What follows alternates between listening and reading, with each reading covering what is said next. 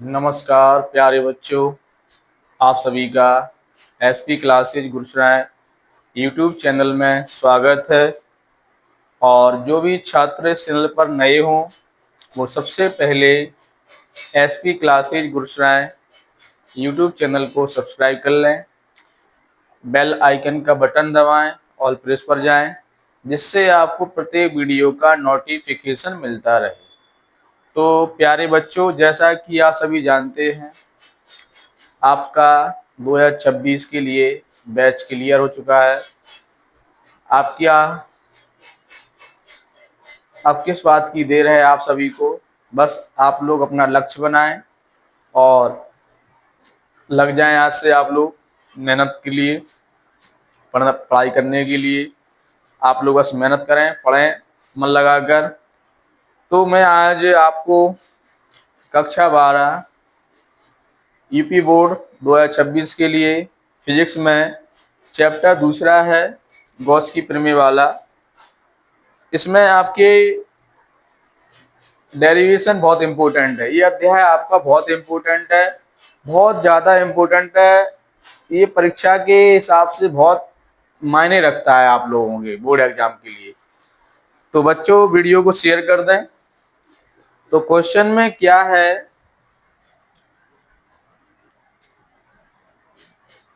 अनंत लंबाई के एक समान अनंत लंबाई के एक समान आवेशित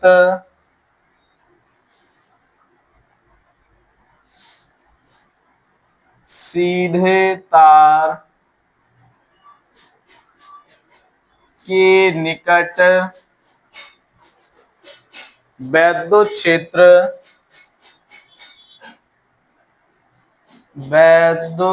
क्षेत्र की तीव्रता के लिए सूत्र का निगमन। ये आपका प्रश्न है, बहुत इंपॉर्टेंट है आपका। ये आपका क्वेश्चन हो गया है। ऐसे ही क्वेश्चन आपके बोर्ड एग्जाम में पूछे जाते हैं।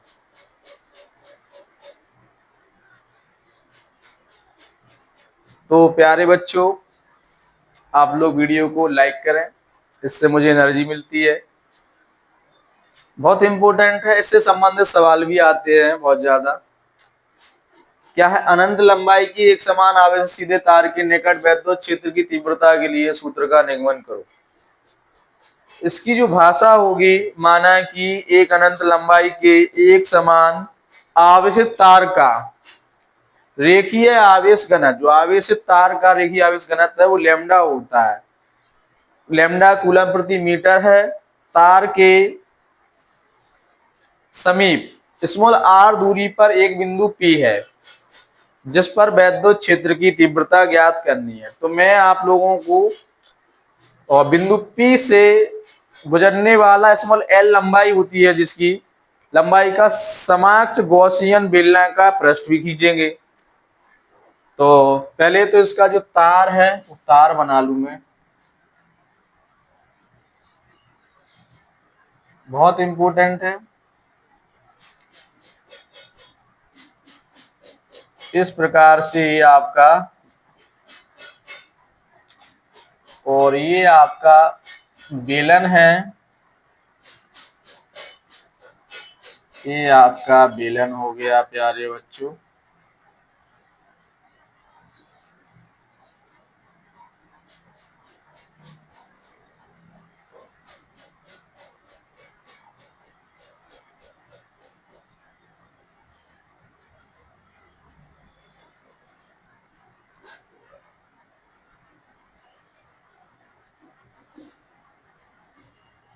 इस प्रकार से आपका ये चित्र बना रहा हूं मैं।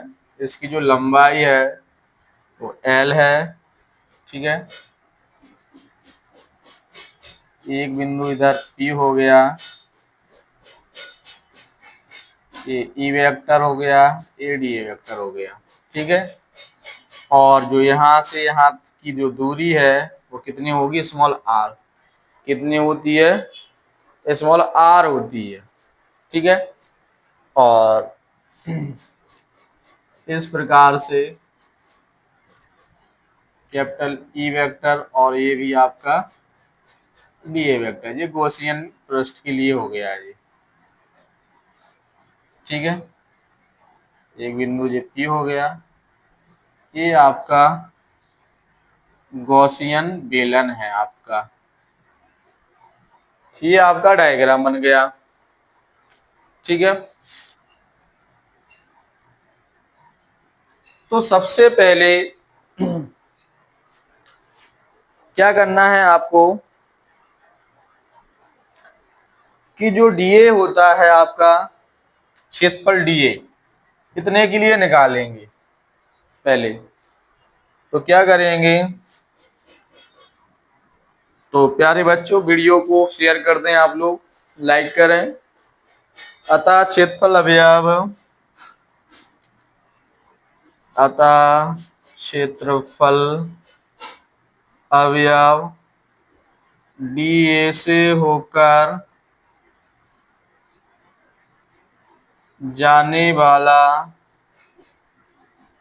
वैद्युत फ्लक्स क्या हो जाएगा, डी फाई बराबर E vector into D A vector बराबर क्या हो जाएगा, E D A cos theta. क्या हो जाता है इसमें, ई डी ए, क्योंकि इसमें थीटा का मान 0 रखा जाएगा, क्योंकि जो वैद्युत क्षेत्र की तीव्रता है और लघु क्षेत्रफल अवयव है वो कैसे हैं, एक दूसरे के समांतर हैं। कैसे हैं, समांतर है। तो इसलिए इसका जो मान है थीटा का वो कितना रखना है, 0 रखना है। E D A cos 0, cos 0 का मान 1 होता है, कितना हो जाएगा, ई डी ए हो जाएगा, ठीक है। अब अपन को निकालना है गॉसियन पृष्ठ के लिए, जो गॉसियन पृष्ठ है इसके लिए निकालेंगे। इसी प्रकार गॉसियन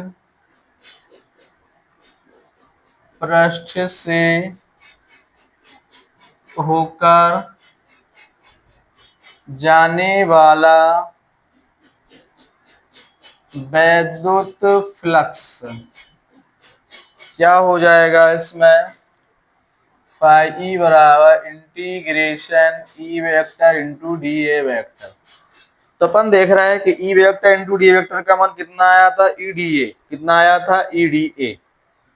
तो इसकी जगह पे क्या रखेंगे, ई डी ए, ई बाहर आ जाएगा, इंटीग्रेशन डी ए। तो जो डी ए है एक किस प्रकार का चित्र है इसमें, एक गॉसियन बेलन है जी। क्या है, गॉसियन बेलन। आपने कक्षा 10 में गोला बेलन शंकु वाले फॉर्मूला पढ़े होंगे, उसके वक्र पृष्ठ के, संपूर्ण पृष्ठ के आयतन के लिए। तो इसमें आपको वक्र पृष्ठ के क्षेत्रफल के लिए सूत्र लगाना है इसमें। तो E into 2 pi R L D A बराबर, देखो मैं बता रहा हूं, इंटीग्रेशन डी ए बराबर क्या हो जाएगा, 2 पाई आर एल। क्यों हो जाएगा, बेलन के वक्र पृष्ठ का क्षेत्रफल है ये। क्या है ये, बेलन के वक्र पृष्ठ का क्षेत्रफल है ये। तो फाई ई बराबर क्या हो जाएगा, ई इंटू 2 पाई आर एल, समीकरण नंबर 1।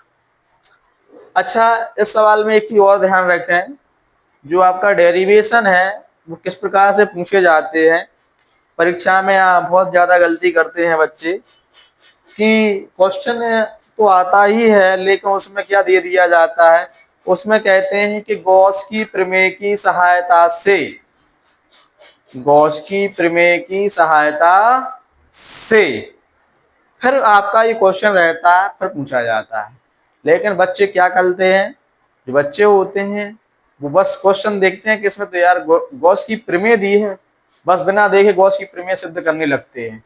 तो बस ऐसा आप लोगों को नहीं करना है, ठीक है।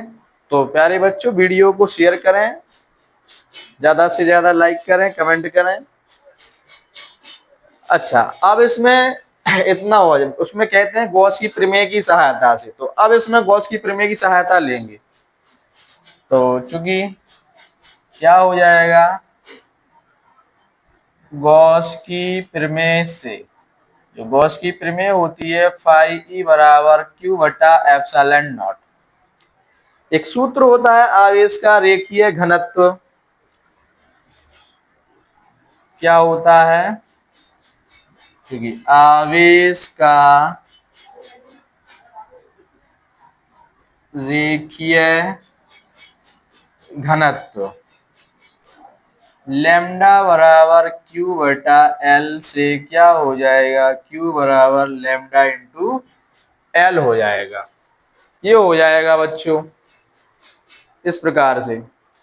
तो ये रख दें आप क्यू की जगह, लैम्डा एल बटा एप्सिलॉन नॉट किसके बराबर है, पाई।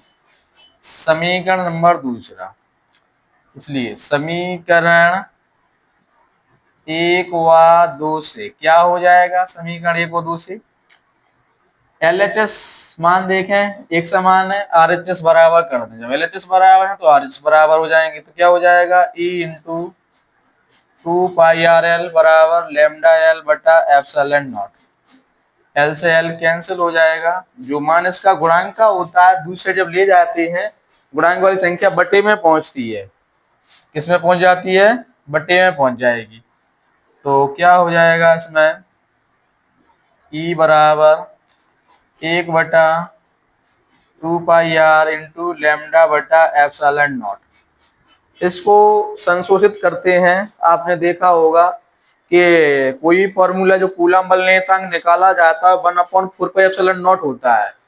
तो इधर 2 है, इसमें क्या करेंगे, 2 का ऊपर नीचे गुणा कर देंगे, 2 का ऊपर नीचे गुणा कर दो।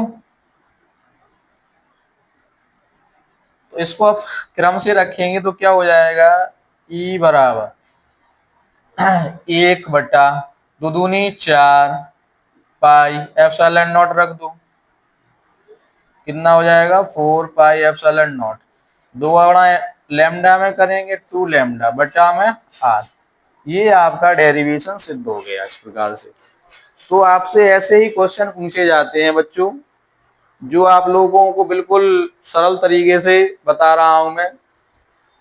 बस ऐसे ही आप लोग पढ़ते रहें, वीडियो पूरा देखा करें प्यारे बच्चों।